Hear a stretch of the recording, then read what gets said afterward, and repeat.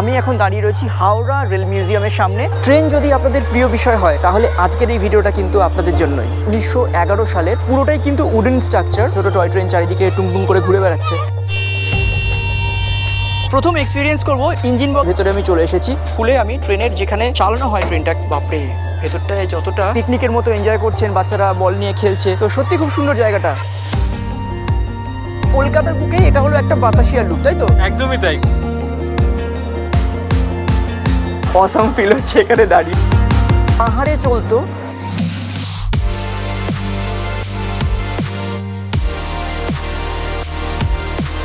এত ট্রেন দেখতে দেখতে যদি খিদে পেয়ে যায় তাহলে চিন্তা নেই।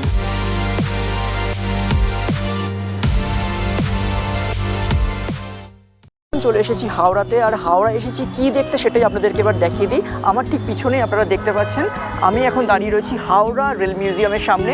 কলকাতায় প্রতিনিয়ত নতুন নতুন অনেক জিনিস দেখার তৈরি হচ্ছে, তো এই জায়গাটা আমার আগে ঘোরা হয়নি, ভাবলাম আজকে আমি এটাকে এক্সপ্লোর করি আর আপনাদের সবাইকে দেখিয়ে দিই। আজকে তারিখ হলো 31শে ডিসেম্বর 2025। এই যে রেল মিউজিয়ামটা রয়েছে প্রত্যেক দিন সকাল 8টা থেকে সন্ধে 8টা পর্যন্ত খোলা থাকে। এখানে লেখা রয়েছে যারা মর্নিং ওয়াক করতে আসেন তাদের জন্য ভোর 5টা থেকেও কিন্তু খোলা থাকে। টিকিটের খরচ হচ্ছে 30 টাকা করে। ক্যামেরা নিয়ে এখানে শ্যুট করতে আসবেন তাদেরকে দিতে হবে এক্সট্রা 100 টাকা। মানে আমার গোপ্রোতে তো 100 টাকা লাগছে, তাই আর দেরি না করে চলুন আপনাদেরকে সুন্দর করে ঘুরিয়ে দিই। আমরা ক্যাম্পাসের ভেতরে ঢুকে গেলাম।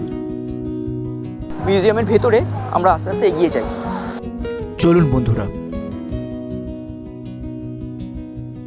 তো দেখুন, উঠেই আমার পিছনেই আপনারা দেখতে পাচ্ছেন একটা বিশাল বড় ইঞ্জিন রাখা রয়েছে। 1960 সালের একটা মিটার গেজ লোকোমোটিভ। প্রথমবার দেখলাম পুরনো দিনের বিশাল ট্রেন। মনে হলো টাইম ট্রাভেল করে সেই পুরনো দিনে আমরা ফিরে চলে এসেছি। এখানে দেখুন লেখা রয়েছে একটা ব্রড গেজ ইন্সপেকশন ক্যারেজ। এটা 1911 সালের ইন্সপেকশনের জন্যই এই ছোট্ট বগিটাকে ইউজ করা হতো। পুরোটাই কিন্তু উডেন স্ট্রাকচার। এবার চলুন জানলার বাইরে থেকে একটু ক্লোজার ভিউ দেখে আসি। দেখতে পেলাম ডাইনিং আর শোয়ার ব্যবস্থাও ছিল সেই দিনকার ট্রেনে। ট্রেনটার মাথায় দেখুন একটা এরকম ক্রাউনের মতো জিনিস পরানো রয়েছে। ইঞ্জিনটার ভেতরে আমি চলে এসেছি। আমার পিছনে সমস্ত যন্ত্রাংশ আপনারা দেখতে পাচ্ছেন। একটা দরজা খোলা রয়েছে, হয়তো এখান থেকে কয়লা টয়লা হয়তো এখান থেকে দেওয়া হতো। এখানে দেখুন কিছু রেপ্লিকাস রাখা রয়েছে। মিনিয়েচার ট্রেনগুলোতে খুব ডিটেলড কাজ আছে কিন্তু। দেখুন আরও একটা ন্যারো গেজের স্টিম লোকোমোটিভ, যেটা 1889 সালে তৈরি। বগির উপর চলে এসেছি। আশা করি এটাই হলো ব্রেক, এটাকেই টানলে ট্রেনটা দাঁড়িয়ে যেত। এটা যত সম্ভব হর্নের কাজ করতো, এটা টিপলে হর্নটা বাজতো। জাস্ট অসাম ফিল হচ্ছে এখানে দাঁড়িয়ে। পাহাড়ে চলতো ফার্স্ট ক্লাস যে চেয়ার কারগুলো। কাছ থেকে চলুন আপনাদেরকে দেখিয়ে দিই। তখনকার দিনের চেয়ার কার এগুলো। ভাবা যায় এই বড় বড় জানলাগুলো দিয়ে উত্তরবঙ্গের দারুণ সুন্দর সিনিক বিউটি মানুষ এক্সপিরিয়েন্স করতে করতে পাহাড়ের উপরে চড়তেন এবং নামতেন। এই ভিস্তা রুমের একটা ওল্ড ভার্সন কিন্তু এই লোকোমোটিভটা। এখানে আপনারা দেখুন একটা ছোট্ট দোতলা ট্রেন। এই দেখুন এপাশ থেকে সিঁড়ি উঠে গেছে। এখানে ডেট স্ট্যাম্পটাও দেওয়া রয়েছে 1977। আপনারা এখন যেটা দেখছেন সেটা একটা এসি কোচের ছোট্ট রেপ্লিকা বা ছোট্ট একটা মডেল। ভিতরে তো ঘোরা হয়ে গেল, এবার বাইরেটায় কি কি দেখার জায়গা আছে রেল মিউজিয়ামে হাওড়ার সেটা আপনাদেরকে দেখিয়ে দিই।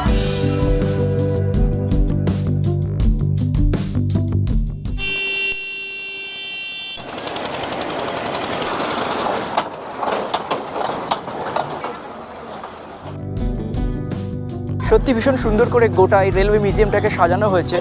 এখানে তো আপনাদেরকে দেখালামই একটা ছোট টয় ট্রেন চারিদিকে টুংটুং করে ঘুরে বেড়াচ্ছে। আমার পিছনে ট্রেনটাকে দেখে মনে হচ্ছে রোলার, আর ট্রেনের একটা ছোট্ট বাচ্চা হয়েছে। এই রেল মিউজিয়ামের ভেতরে আমার মনে হয় বাইরে থেকে খাবার এনে খাওয়া যায়। পিকনিকের মতো এনজয় করছেন, বাচ্চারা বল নিয়ে খেলছে, তো সত্যি খুব সুন্দর জায়গাটা।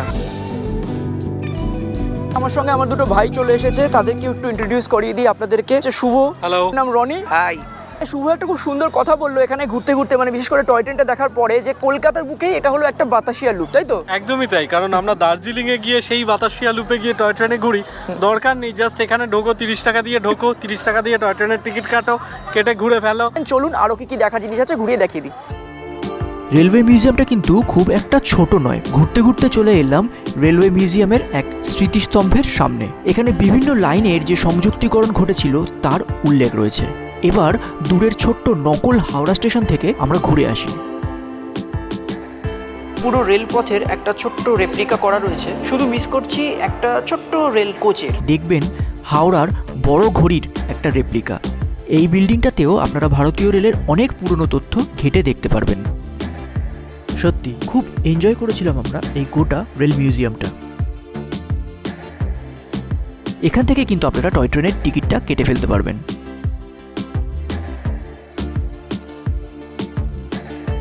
নতুন কিছু দেখব বলে আমরা এবার বাইরে বেরিয়ে এলাম। টয় ট্রেনের রেলপথ ধরে এগোতে এগোতে এবারে আমরা চলে এলাম ছোটদের গেমিং সেকশনের ভেতর।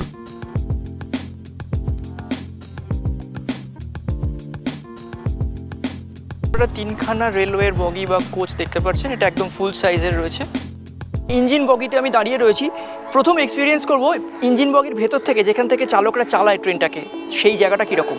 চলুন আমাদের সাথে। হলো সেই দরজাটা, চলুন খুলে আমি ট্রেনের যেখানে চালানো হয় ট্রেনটাকে সেই জায়গাটাতে ঢুকে যাই। ওকে, জায়গাটা ভীষণই ন্যারো, এখানে কাঁচও ভাঙা পড়ে রয়েছে। ট্রেনের চালকের বসার জায়গা, এখানে সমস্ত কন্ট্রোলস রয়েছে। আচ্ছা, একটু কষ্টই হলো আসার। এখানে সমস্ত সুইচেসগুলো রয়েছে। বাপরে, ভেতরটায় যতটা ভেবেছিলাম আমি বড়সড় হবে ততটা বড়সড় নয়, একটু ক্লামজি লাগছে।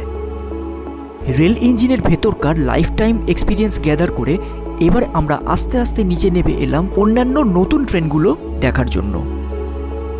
বন্ধুরা, আমার পিছনে ট্রেনের বগিটাকে দেখুন, একেবারে বাসের মতো দেখতে লাগছে, কি সুন্দর তাই না?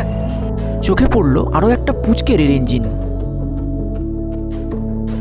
এত ট্রেন দেখতে দেখতে যদি খিদে পেয়ে যায় তাহলে চিন্তা নেই, এই রেল মিউজিয়ামের ভেতরেই রয়েছে ইম্পেরিয়াল কিচেন। চলুন তার একটা ঝলক আপনাদের দেখিয়ে দিই, আর একটু পেট পুজোটা সেরে নেওয়া যাক।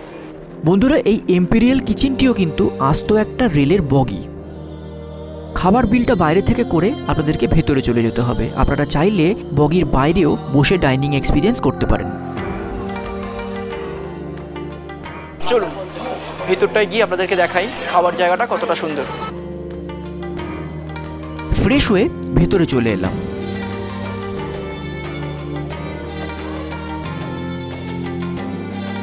আর কিছুটা সময় কাটানোর পরেই সার্ভ করে দেওয়া হলো গরম গরম খাবার। এবারে বলি, আমরা সেদিনকে খাবারের জন্য নিয়েছিলাম ফ্রাইড রাইস আর চিলি চিকেন। ফ্রাইড রাইসের দাম নিয়েছিল 160 টাকা আর চিলি চিকেনের দাম নিয়েছিল 260 টাকা। খাবারগুলোর গুণগত মান একেবারেই স্বাভাবিক, কিন্তু দাম আমি বলতে বাধ্য হচ্ছি খুবই ওভার প্রাইসড।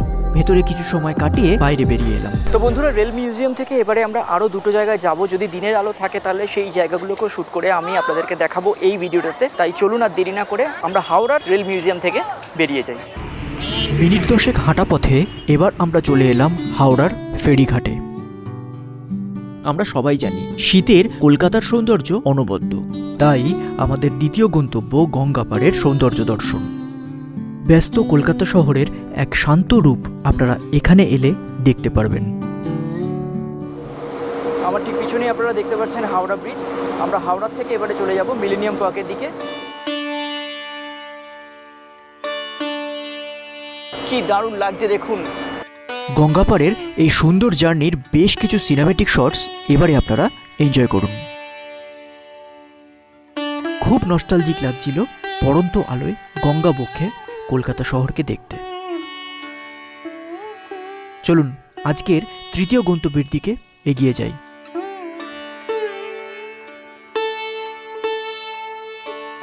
শীতকালের বিকেলবেলাটা কলকাতা শহরে, বিশেষ করে গঙ্গার ধারে, জাস্ট অসাধারণ লাগে।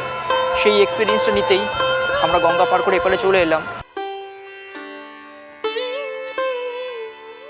গঙ্গা পার করে আপনারা ওপারে গিয়ে দেখে ফেলতে পারবেন মেট ক্যাফের পুরনো কলকাতার অনেক ইতিহাস। এখানকার টিকিটের খরচ মাথাপিছু 20 টাকা, তবে এখানে ক্যামেরা অ্যালাউড নয়। আবার আমরা লঞ্চে করে চলে যাব হাওড়ার দিকে, ওখান থেকে মেট্রো করে শিয়ালদা দিয়ে বাড়ি। তো চলুন আবার কিছু সিনেমেটিক শট আপনাদেরকে দেখিয়ে দিই, আর সেইভাবেই শেষ করে দিই আজকের ব্লগটা।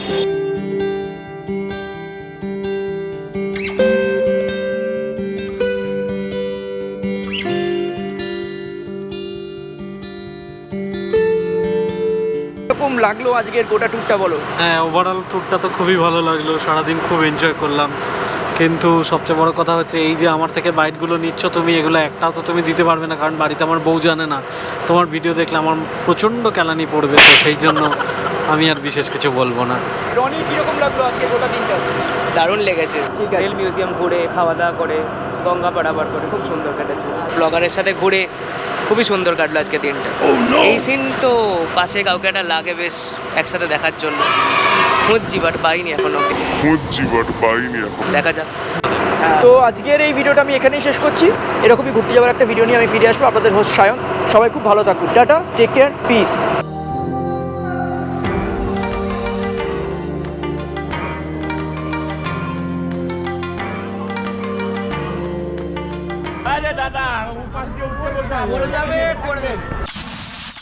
নতুন নতুন জায়গার মধ্যে আরও একটা জায়গায় কাট কর আপনাদের সবার খুব ভালো যাক।